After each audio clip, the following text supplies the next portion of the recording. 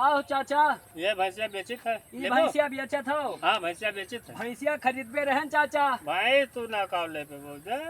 ई कितना दाम मांगत हो ये भैंसिया का? ये भैंसिया का है? हाँ। 2 लाख रुपया मांगी थी। एक 2 लाख रुपया तो है दे। काहे? अरे भकुआ हुई है ते एक 2 लाख तो है दे। रोटिया 3 लाख देत रहे नाई दे तुहे खास बात 2 लाख बताना है। तो हम अतरा भकुआ नहीं हन चाचा, जेका 3 लाख हवा जे दियत रहे उनका बलाई लाओ, नहीं का दे दियो ले जाए। तो दे देबे तो तुहार कौन भाव लागत तब तू का करे आयो भावता पूछा तो जब अरे नहीं तो लेके पूछी ना यार। नहीं ले रहा तो का करे भावता पूछा। हरजी यार हल्ला हाँ? मचाओ द्वारे पर। जब ले रहा है तो बातचीत किन करो, नहीं ना बातचीत करो, जो ना जो पैसा धै के लेके चला करो तो तब ना बातचीत। लेवे कोनो जबरदस्ती है का? रुपया नहीं है लेके चल दिया। भैंस खरीदी है, ये चगड़ी ले है ना, भैंस खरीदी है यार। क्या कहूँ चगड़ी उगड़ी हेरो जाए भैंस ले पे जो ने बात कम बताए या भागो यार।